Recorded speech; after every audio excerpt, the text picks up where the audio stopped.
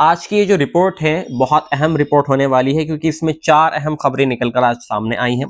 पहली खबर जो निकलकर सामने आई है वो गजा के मुतालिक आई है कि गजा को आज 4 और डेड बॉडीज मिली है फिलिस्तीन के लोगों की। किसने वो रिलीज करी है, पूरी तफसील के साथ मैं आपको बताऊंगा। दूसरी खबर यहाँ पर सामने आई है कि इसराइल ने दोबारा से लेबनान के ऊपर शिकंजा कसना शुरू कर दिया है। तीसरी खबर यहाँ पर यह है कि फ्रांस ने अपनी फौज गजा भेजना शुरू कर दिया है ताकि गजा के अंदर अमन व अमान और जो सीज फायर है वो बरकरार रहे। चौथी खबर यहाँ पर वेनेजुएला के मुतालिक आ रही है कि वेनेजुएला के जो प्रधानमंत्री हैं यानी जो प्रेसिडेंट है, उन्होंने वार्न कर दिया अपने ही देश के लोगों को कि अगर किसी ने अमेरिका की मदद करी या अमेरिका के बोलबाला करा उनके देश के अंदर तो उसकी नागरिकता छीन ली जाएगी और उसको देश से दरबदर कर दिया जाएगा। पूरी खबरें तफसील के साथ में मैं आपको बताता हूं क्या खबरें निकलकर आज सामने आई हैं पूरी तफसील के साथ में।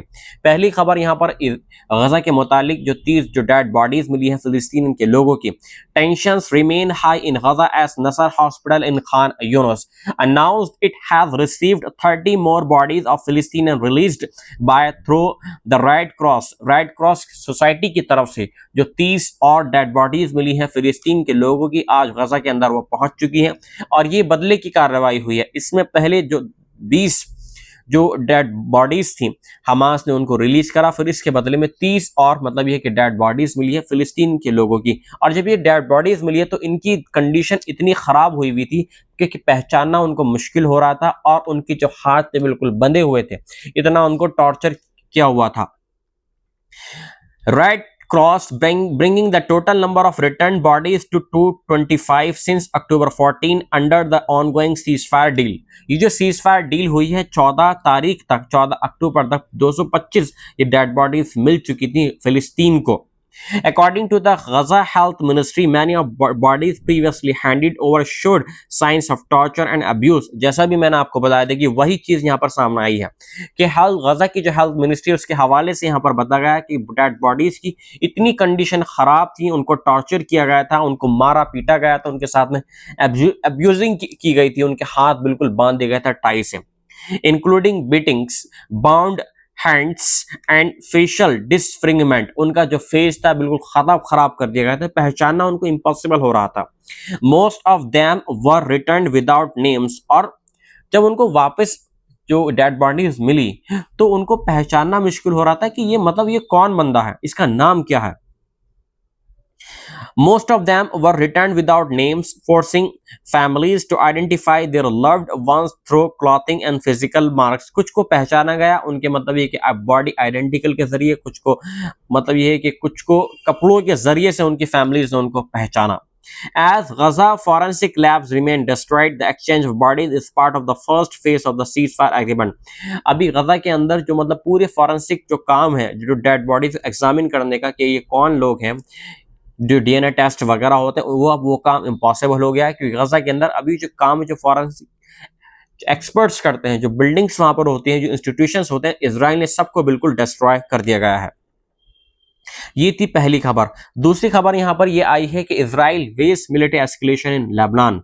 दोबारा से लेबनान के अंदर इजराइल ने एस्केलेशन शुरू कर दिया है। एस्केलेशन की वजह यहां पर क्या है, अंदर इजराइल के जो जासूस हैं उनके हवाले से ये खबर मिली इजराइल को, नेतन्याहू की सरकार को, कि हम हिजबुल्लाह जो है दोबारा से मतलब अपने आप को और स्ट्रांग कर रहा है, उसको जो हथियार है वो सीरिया की तरफ से भी मिल रहे हैं और ईरान की तरफ से भी मिल रहे हैं।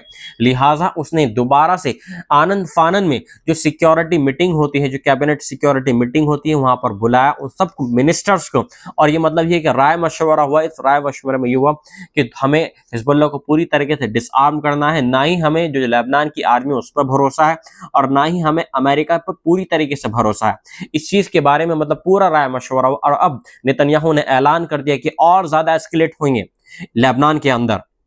Israel is reportedly considering a new military escalation in Lebanon. तो देखिए वही बात आ गई सामने, अमिट राइजिंग टेंशंस विद हिजबुल्लाह के साथ जो टेंशन चल रही है उसके बारे में दोबारा से कंसीडर कर रहा है इजराइल, दोबारा से और ज्यादा एस्केलेट करने के लिए। According to Israel's public broadcaster Khan, Prime Minister Benjamin Netanyahu chaired a high-level security meeting to discuss Hezbollah's alleged efforts to rebuild its military power। दोबारा से हिजबुल्लाह दोबारा मिलिट्री पावर को एक्सपेंड कर रहा है और ज्यादा उसको रिबिल्ड कर रहा है, तो उसको तोड़ने के लिए, उसको खत्म करने के लिए दोबारा से ये मीटिंग बुलाई गई है, कैबिनेट मीटिंग। और ये जब अगर ये एस्केलेट दोबारा होता है तो पूरे मिडल ईस्ट के अंदर और ज्यादा हाई लेवल तरीके से और ज्यादा टेंशंस क्रिएट हो जाएंगी। Israeli officials claim that Hezbollah has smuggled hundreds of rockets from Syria into Lebanon. Israel यहां पर आरोप यह लगा रहा है कि हिजबुल्लाह ने दोबारा से सीरिया के अंदर मतलब उसने कुछ ऑर्डर दिए और हजारों की तादाद में दोबारा से हिजबुल्लाह को रॉकेट मिल गए हैं, लॉन्चर्स मिल गए हैं, राइफलें मिल गई हैं इसराइल से लड़ने के लिए। From Syria into Lebanon and reconstructed parts of its command network, और दोबारा से जो इसका कमांड सेंटर उसको दोबारा से रिबिल्ड कर रहा है। In what Israel calls a direct violation of security agreements, और वो इजराइल ये कह रहा है कि जो हिजबुल्लाह के दरमियान और लेबनान की आर्मी के दरमियान जो इजराइल का मुआहदा हुआ था, ये उसका एक वायलेशन है। अगर ये हुआ तो एस्केलेशन और ज्यादा बढ़ जाएंगे।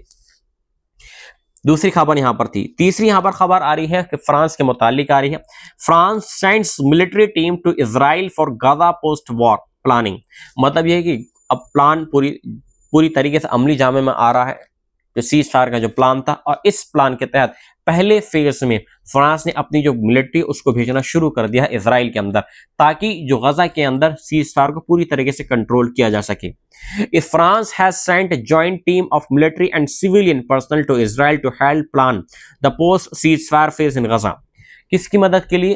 गजा के लोगों के लिए मदद के लिए और इजराइल की मदद के लिए, ताकि जो सीज फायर का जो फेज चल रहा है उसको नॉर्मल तरीके से उस फेज को कंप्लीट किया जा सके।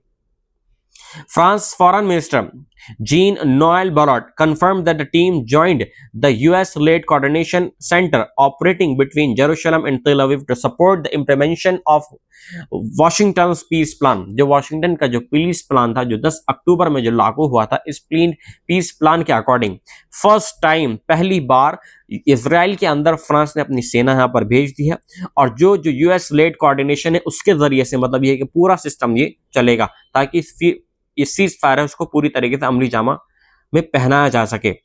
Barrett said France and the US are working on a UN stabilization force in Gaza once the ceasefire holds. जैसे ही ये सीज फायर लागू हो गया था, इस सीज फायर के बारे में तुरंत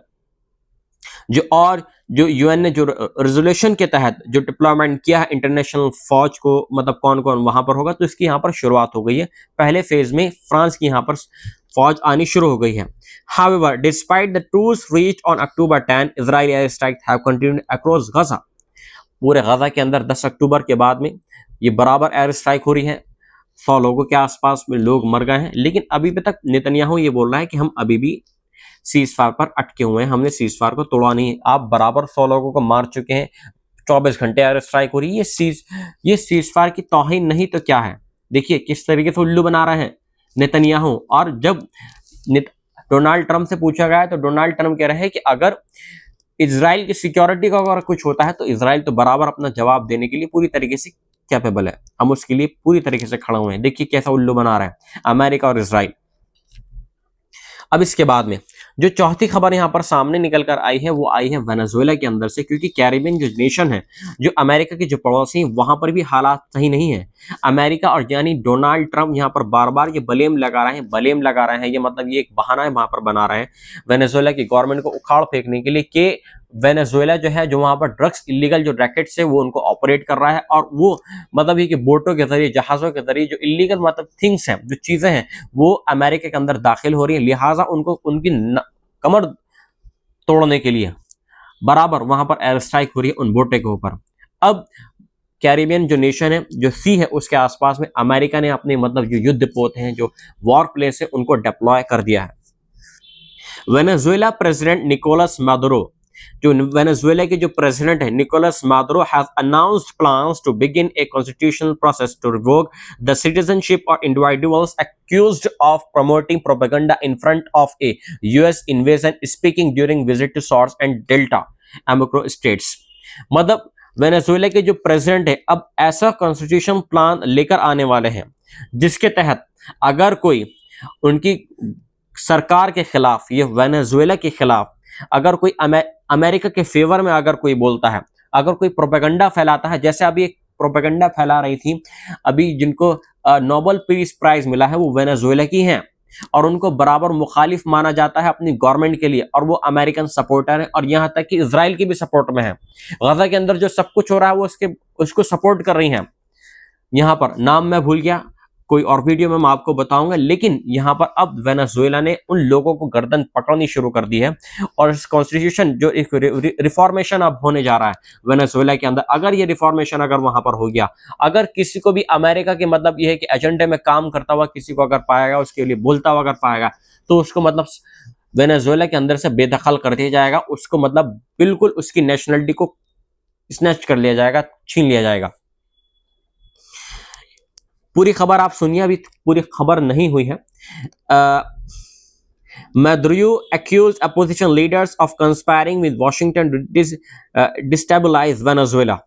मैद्रो ने आरोप लगाया है कि जो अपोजिशन लीडर हैं वो खेल रहे हैं अमेरिका के साथ में ताकि उनकी सरकार को उखाड़ फेंक दिया जाए। He said the move was justified under Article 130 of the Constitution. एक कॉन्स्टिट्यूशन रिफॉर्मेशन बिल लेकर आया जा रहा है जिसको नाम दिया गया है 130 ऑफ द कॉन्स्टिट्यूशन। तो legal experts note that article 35 prevents revocation of citizenship for Venezuelans by birth.